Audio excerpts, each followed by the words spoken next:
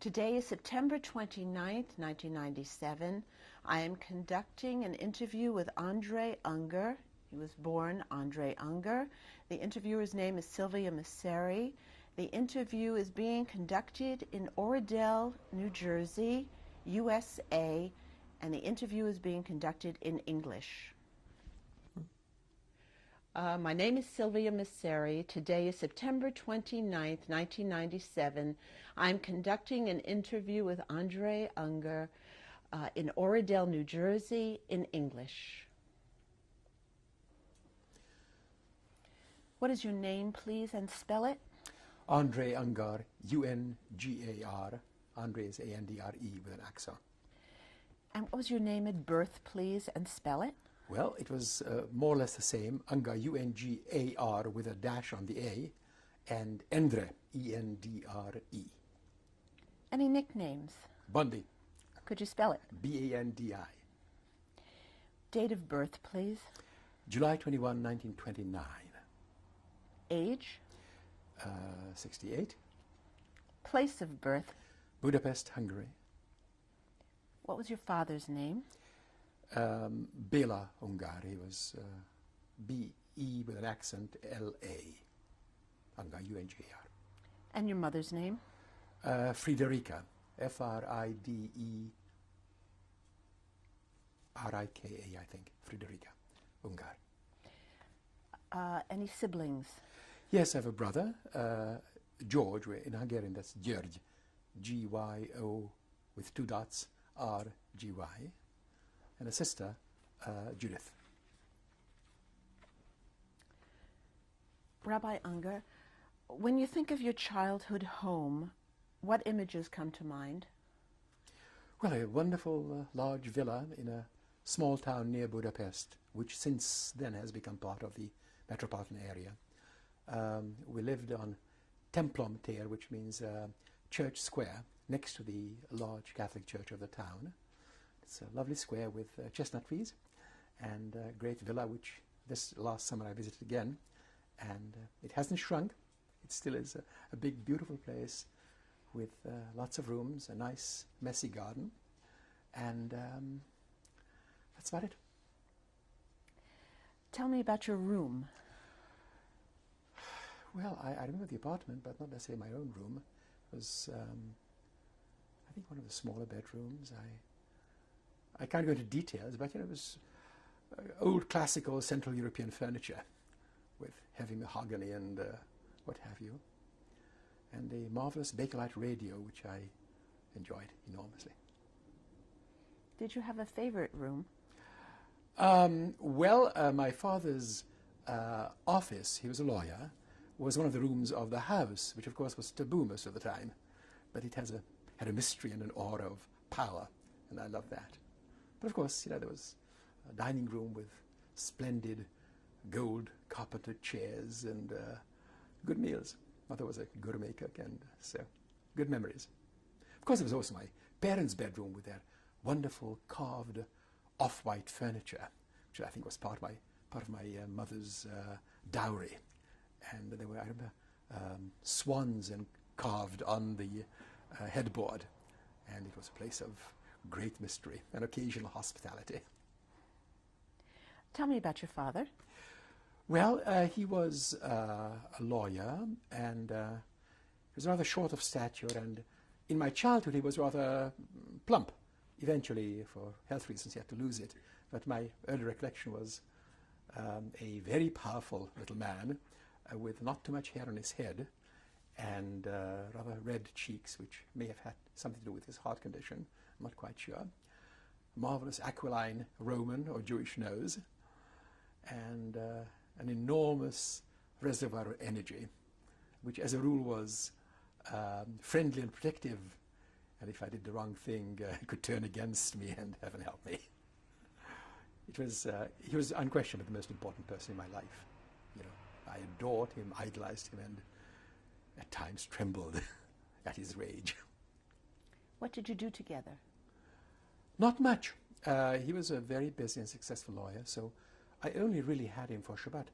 Friday evening, of course, we went to synagogue together, and then at home dined and drank and joked together and sang together. And then Shabbat morning I went to synagogue with him, and Shabbat late afternoon I went to synagogue with him, and that was pretty well the time I spent with him. But during the week we didn't overlap much. But he was a presence, and whether I saw him or not, he was the one who ran the place. Was he active in any political organizations? I don't think he participated in general political issues. I think he was probably a liberal Democrat, which again in the 1920s and 1930s was quite acceptable in Hungary. Later it became suspect and then taboo.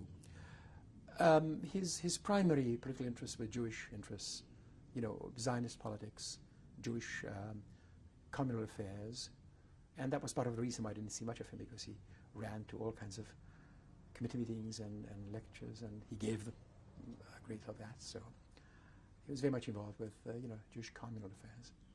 Which Jewish communal affairs was he particularly involved in? He was eventually the president of the Mizrahi, which is a religious Zionist organization. He became vice president of the Hungarian Zionist Federation.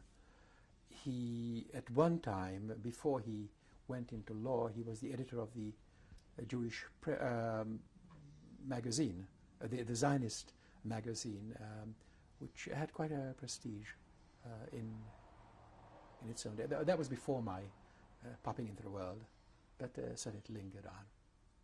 He was very much involved in Jewish life. I don't think he was involved in congregational politics. He, as an observant Jew, was very much a part of a praying community, but I don't think he was as such, a president of a synagogue or anything like that.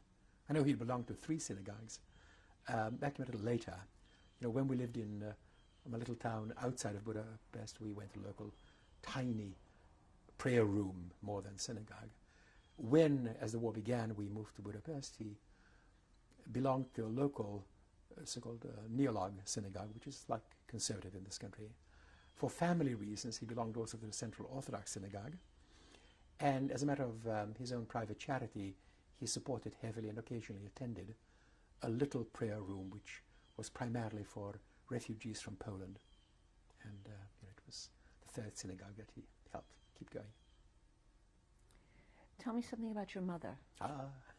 She was a grande dame, a fashionable lady who loved her furs and her parties and her opera and her social status and life.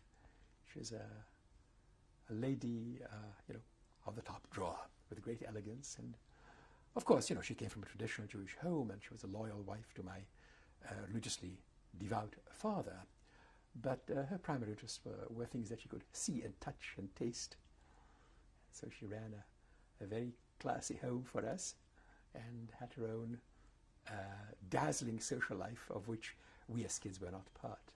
We'd see them, get dressed to the tees and go off to parties and then come back late.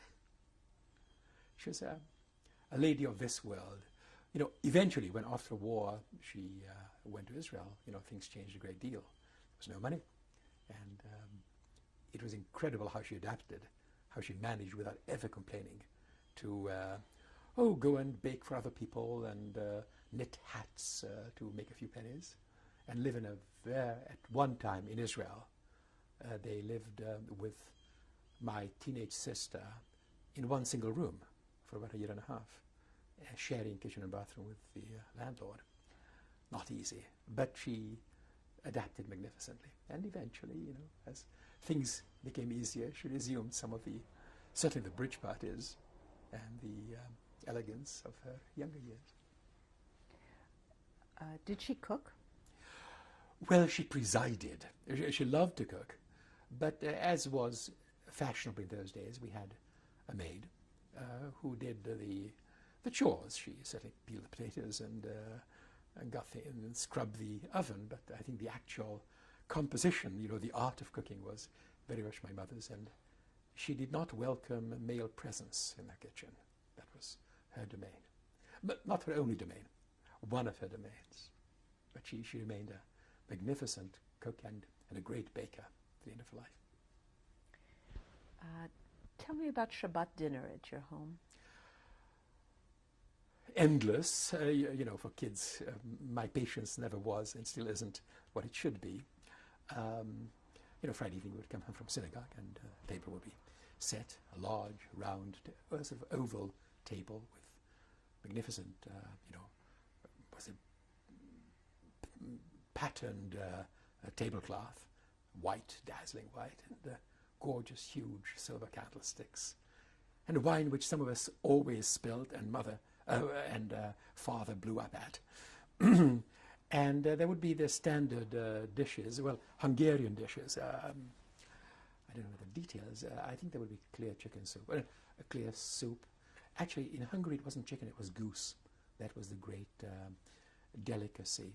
And it would be, I think, fried goose with potatoes and vegetables and then some dessert. But it went on for a long time, and we talked and laughed and joked, and sometimes blew up, you know, every time somebody spilled the wine. And of course we sang, and my father had no voice whatever, but he loved to sing, and you know, he enjoyed the opera, but except he had no voice. But we made up in volume for what we lacked in perfection. So, and eventually we went off to bed and had no idea what the others were doing, what my parents were up to. Shabbat, again, we came home from synagogue, and we had a large lunch, after which I know my parents went to have their siesta. I doubt whether I did. Well, probably I messed around in my own room and didn't listen to radio. Shabbat at that time was not compatible with it. It was a long, endless day. You know, we were one of the few Jewish families in that little town, and frankly, I had hardly any friends, if any. And of course, my brother, who was 3 years younger, my sister, who was 4 years younger, were beneath contempt. You know, they are not company. So I remember I read an enormous amount. I also had, as a child, rather bad chronic asthma, and so I spent a lot of time in bed. And I was forbidden to do sports because, you know, when you got exerted, your breathing choked up. So I read an awful lot, and I enjoyed it. I had a marvelous time there. I enjoyed my own company. I still do. And so it wasn't a childhood filled with people. Yes, there was a huge range of family whom occasionally we saw. And, you know, my parents' rather tumultuous social life sometimes spilled into mine, but that was frankly unimportant. Did your parents have any non-Jewish friends? I wouldn't know. I frankly doubted whether that would be so. I don't know. I wouldn't, you know, have certainty about that. And you? As I told you, when I began to go to school at the age of 6, then I made a couple of friends, and some of them are still around. One in San Diego and the other in Beersheba. But I never had many friends. What are their names? My friend in Beersheba is an architect in Israel. His name is Kessi. And we used to stand on his balcony and spit down on passers-by from the 8th floor, something like that, to indicate how sweet a kid I was. And sometimes he got in trouble. The other was a goody-goody called Shebi.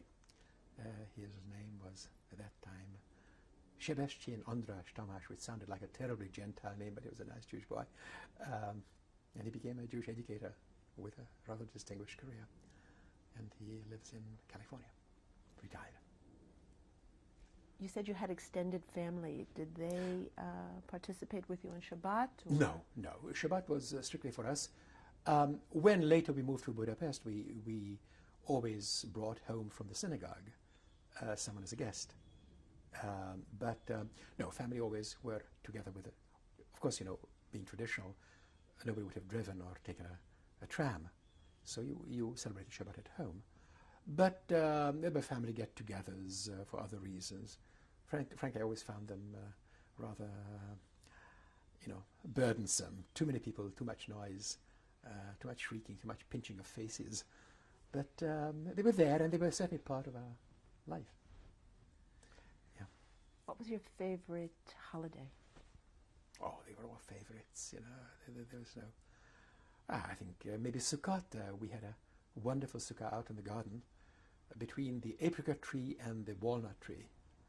And to eat out and make a mess was a special delight. It was both sacred and very secular, but we had a lot of fun. But every holiday had its own glory and delight. It really was something that lit up life to have, whether it's Pesach or Purim, or, of course, the high holidays were, solemn and serious, but not fun, but important. It was, and of course, every Shabbat was very special. I had my parents to me, and even better food, no school, and what else can you wish for? On Shabbat, where did you sit at the table? If I recall correctly, well, of course, as the habit was, there was the place where Father always sat. Whether he was there or not, nobody sat there. Same with Mother, If I recall correctly, I was usually on his left-hand side. Mother, I think, I'm not sure whether she was kitty corner or on his right. But I was on his left, yes. Mm-hmm. Where were you in the position of a family, as far as firstborn? I'm the firstborn and shamelessly pampered and spoiled for it. My parents did their utmost to treat every child equally, but I don't think it was possible to quite hide. I was in some ways favored. The fact that I was a sickly child, on which I banked shamelessly, helped in that. And also, at school I did better than my brother and sister did, and so, I was given all kinds of undeserved joys and privileges. Right? Tell me about school. Well, we started at 6, that was the way to do it, and school was in Budapest, so I had to take it wasn't really a tram, but a kind of a mini train that I think for the first week I was escorted from my little town to Budapest. It was a 20, 25-minute ride each way. And after the first week, at the age of 6, I went alone. And nobody thought twice of it, You got on the tram, you sat down, you showed your ticket, and when you got there, you got off and walked to school and then back afterwards. Well, my elementary school, where I went from, age 6 to for 4 years, was run by the Neolog congregation, which is the sort of conservative synagogue. It was a wonderful little school with 4 classes, 1, 2, 3, 4, each one with, I don't know, maybe 20 kids. And the same teacher accompanied us right through the 4 classes. So I had the same teacher for 4 years. And I think my brother had his wife as his teacher and the sister had somebody else. And it was a little school, and we adored it. Well, as much as you can adore school. But it was a different way. We started at the age of 6. I think the hours were from 8 to 12. That's it. Then you go home. Wouldn't eat at school. We eat at home, and then you do your homework. And we did, Hungarian and little German and little Hebrew. And of course, math and the usual kid stuff. But we were in earnest about it. And it was sweet, nice. What was your favorite subject? I suppose something to do with literature, Hungarian. I liked words, and I still do. I was not cut out for math, anything like it. It's a wonderful childhood, very sweet, very good. Well, the sickness part of it wasn't, but otherwise, very wonderful time. Do you recall any celebrations or unusual events in your early childhood? Other than religious celebrations, no, I can't think of anything. If there were, I can't really recall it. I must have been, I don't know, about 3 when I think my grandfather died, the rabbi, and there must have been a pall over. But this may be just what I recollect from hearing from others. What was his name, your grandfather? The one in the rabbi in another little town, another 3 miles beyond us. He was Rezső, that's the Hungarian name. I guess it's the equivalent of Reginald or something like that. Reuven was his Hebrew name, and my oldest son is named after him. I don't remember him at all. I don't. But I remember his house and his synagogue. It was another little town, another, 5 kilometers out of Budapest, and he served that congregation for 49 years. And it was a small, poor synagogue. They lived in a peasant house, and that's where my grandmother raised 8 children, of whom one became a dentist, one a doctor, 2 lawyers, and the 4 girls were all school teachers. And they lived in great poverty, but not deprived. My grandmother was her I remember well. She lived on till I was myself a middle-aged man. She died at 96 in Israel. The day before, she was working in her garden, I think in Rishon LeZion. She wrote poetry in Hungarian, not very good poetry, but it was still. And she read the German classics in the original. In addition to being an enormously devout lady, she was not in any sense a ghetto person. I have a feeling that probably she was the dominant factor. What was her name? Laura. So happens my daughter-in-law is called that, but that's purely accident. If you were to describe your family, would you say that it was a typical Jewish Hungarian family? Well, it's hard to say. There was no such thing as a typical. You see, Hungarian Jewry was enormously varied. Up in the Carpathian region, there were ultra-Orthodox people, with the traditional garb and payas and talus. And a little bit of that in Budapest, the heart of it as well. The other extreme were totally assimilated Jews who had next to nothing to do with their Jewish origin. A great number of them converted to Christianity. Others simply said, religion is ridiculous, it's past shadow. And all the shades in between. So we were along the spectrum somewhere. What was unusual at that point, it was rather unpopular to be a Zionist. The Orthodox community said that you have no business telling God how to run the world. And the more liberal community said, look, we are Hungarians, we are members of this society, which at that point was pretty good to us. In the 20s and early 30s, Hungarian Jewish life was very free and very successful. And the idea of suggesting we pick up and go to a God-forsaken desert and swamp is ridiculous. So father was in a minority in being, from his college days, a fanatical Zionist. Very, very devout. In his Zionism as well as in his, modern orthodoxy. As a child, did you feel different because of your Judaism? Well, that's all I knew. There was no one to compare myself to. You see, if you had gone to public school and you saw the difference, you would have felt it. But I lived in a Jewish world, so even though we were a very tiny minority in that town, that was our circle. We knew that, there is that big church next to us, right next door, and would never have dreamed of setting foot in it, or even peeking. And we knew that, some of our neighbors don't particularly love us. And it was initially looked at as, their kind of handicap, not ours. Later things began to change. I remember, for example, I was still commuting to school. I think I must have been about 8 or 9, when on a little tobacconist's shack, we saw, for the first time ever, I think, a swastika, or the Hungarian equivalent, which was the arrow cross, something like that, scribbled. And I remember I got on the back of my brother and scraped it off. What kind of nonsense? It doesn't belong. And we knew that there are people who don't like Jews, and we said, crazies, who cares? It didn't impinge in any negative fashion at that point. Later, things changed. So you had no personal contact with anti-Semitism before? Not really, no. Look, as I told you, I was an avid reader from pretty early on, and we were aware that things are happening. My father would discuss news coming from Germany, how Jews were treated, I was about 4 years old when Hitler came to power in Germany.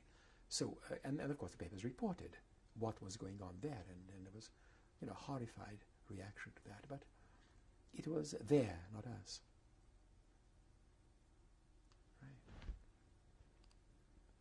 Right. What high school did you go to?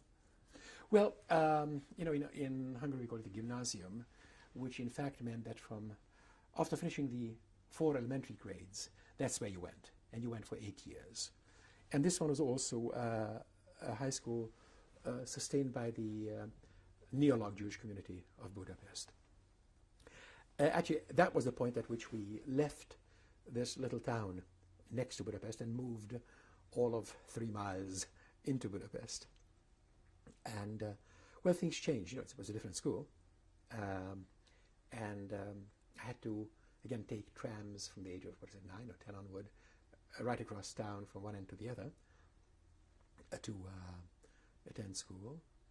And again, it was an interesting experience because what I liked, I loved, and what I didn't like, I detested. What did you like? Languages, literature, religion. I was abominably bad at math and eventually in science. And so what I loved, I did very well in, and what I didn't, I managed to get through. Again, school was a different cup of tea than here because initially it was from 8 to 1. The rest of your day is yours, with lots of homework, lots and lots of homework. And later on in the higher grades, it was from 8 to 2. But still, that's when you went home, had lunch, and the rest of the day you explored whatever you wanted to explore. And I went to theatre very often. It was very cheap to go to. I remember, at 12, 13, 14, Molière and Shakespeare and Sophocles and wonderful stuff at the National Theatre and other theatres. The opera was not impossible, although at first I had a bad start with opera. I went to Tristan and Isolde, and I was bored out of my skull. Later on, I redeemed myself with Wagner is still not my favorite when it comes to opera. Yes, and I met with my friends and messed with them, and it was a good time. Of course, by then the war was getting closer. World War II broke out just about the time when I began high school, and then when I moved to Budapest. So the awareness that there is a war going on, and in some ways Hungary was implicated. We are an ally of Germany. Was hard to avoid, and also under the impact of German domination.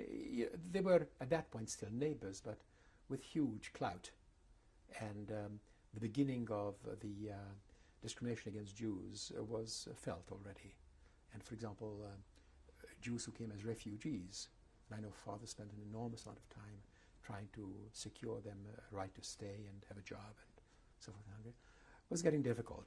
And my mother's family, who were all in Czechoslovakia, which very soon became part of the German Empire, and where Jews were persecuted much before we were. The news came, and while we had no idea what fully happened, we knew that the Jews are treated by the law and by the authorities as well as the general populace, which was pretty compliant with it, in a vile fashion. So I myself it so happened we lived in a lovely apartment building in Budapest. Again, I saw it just a few weeks ago. In a nice, spacious apartment. Right next to us, there lived a family whose son was a couple of years older than myself, and who was a fanatical fascist. We'll have to continue on the next tape. Okay.